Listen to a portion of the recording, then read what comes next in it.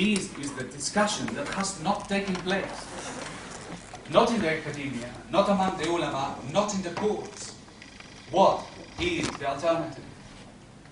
Some people have suggested that the alternative is to take the banks and to make Islamic banks, and the insurance Islamic insurance, and the credit card Islamic credit card, and the stock exchange Islamic stock exchange. In other words, some people have suggested that we do not have an alternative. And what we have to do is to Islamize the system of the kuffar. And I am saying that's not true. There is an alternative, which is Medina al-Munawara. In Medina, we had the alternative.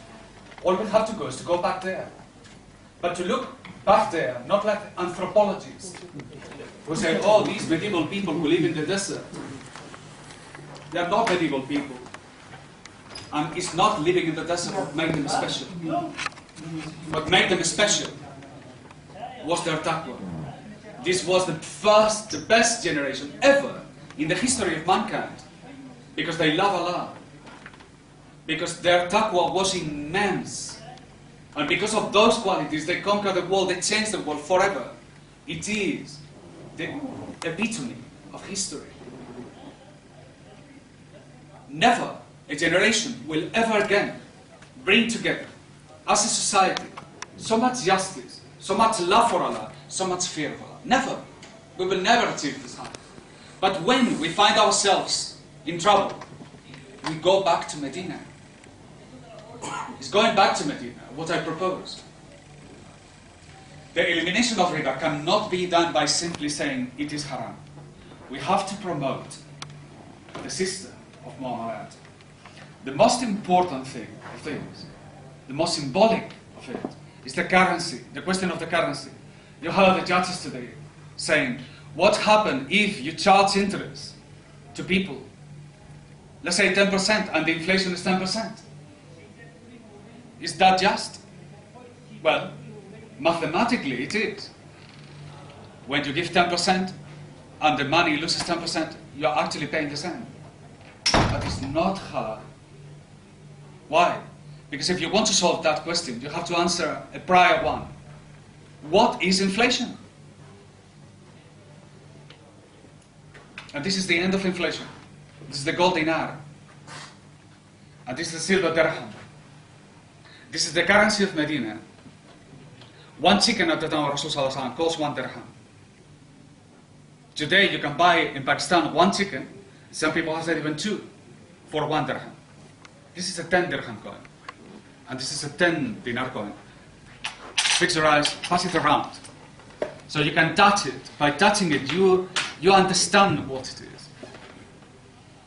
Some people, just as coming out of the court, somebody came to me, but this is impossible.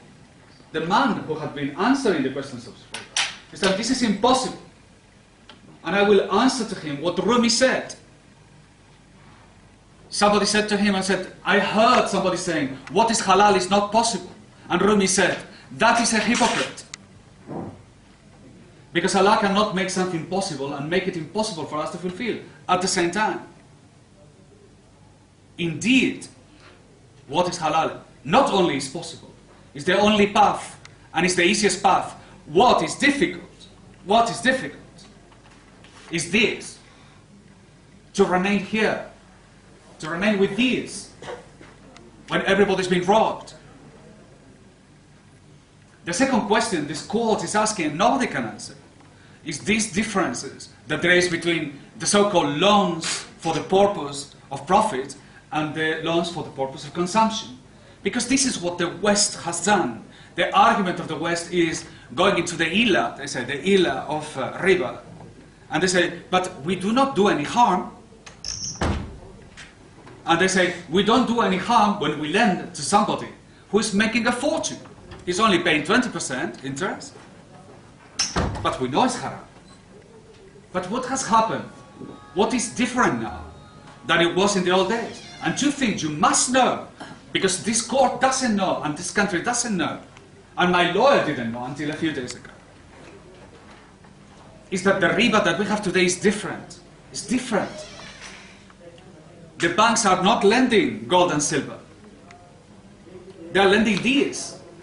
They're lending credit. They're lending money they do not have. The first difference you notice between the riba of the days of Rasulullah and the riba we have today is that in those days the interest rates were very high, 100% a month, and so on. And today they are very relatively smaller. Why?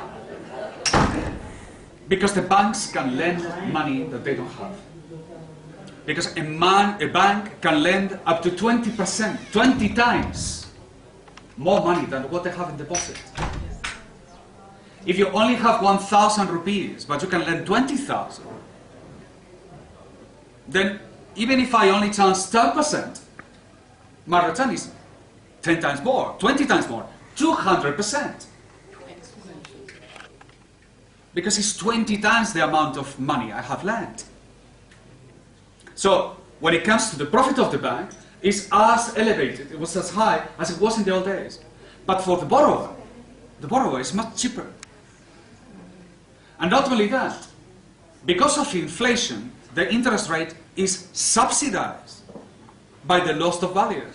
So if he has to pay 10% and the inflation is 10%, it's being subsidized by inflation.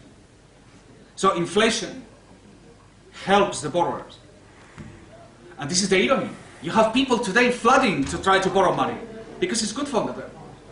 So what has happened? In the old days, you had the winner and the loser.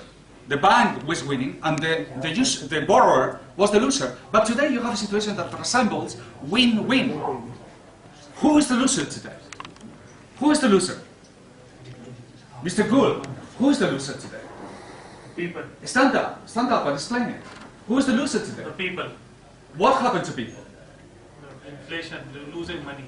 That's exactly what is happening. The whole evil of inflation is not in the hands of the lender or the borrower, it's down on the people. And that's why they say that it doesn't harm the borrower, but it harms the people.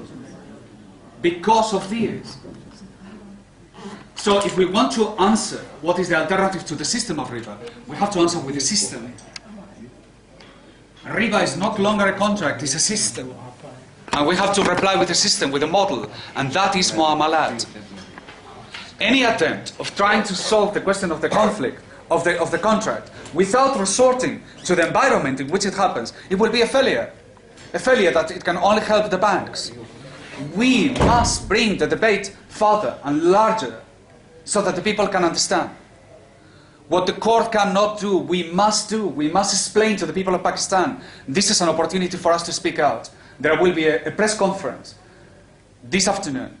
And you must come, and you must speak, and you must find by your own means the ways of spreading this news.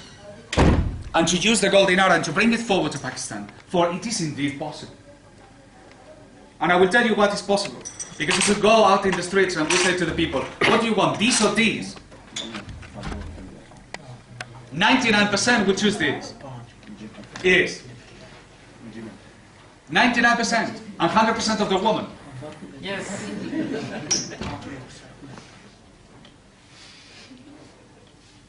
This is our strength. We have people. We have Allah with us. Remember this. Allah has declared war on riba. When Allah declares war on something, who is going to win? And when Allah declares war on something, He's not going to win in the future. He's already won. Riba has been already defeated since Allah subhanahu wa ta'ala said that. We are not fighting an enemy with strength. They don't have power. It is a ruin. It's a disaster. It doesn't work. Pakistan is the proof of it. You have a foreign debt you cannot pay. These banks are ruining the country. It doesn't work. So we are not fighting something. We are getting rid of something that has fallen upon us. And the only way of solving this problem is trusting Allah, trusting Allah, trusting Allah. For if you do not understand, trust Allah and Allah will teach you. And if there is still something in you that makes you resist, because you feel we are not strong enough, remember this, we are not strong enough. We cannot do it, but Allah can. ولا غالب إلا الله. The victory belongs to Allah. We have to go where? No. We have to meet some jurists. Where is the conference you said this afternoon? The press club. I will give you a call and confirm F6. to the time at 3 o'clock. Tentatively अभी 3 है. आगे पीछे हुआ तो मैं आपको phone करूँगा. F6 में जो है F6 1. जी press club जो है. You have to write. जी. हाँ हम आ रहे हैं. हमें 10 मिनट के लिए उधर बुला रहे हैं. अभी आ रहे हैं. There is another point over there. And that belongs to Hamza. हम अभी आ रहे हैं 10 मिनट में जरा मिलके. Yeah.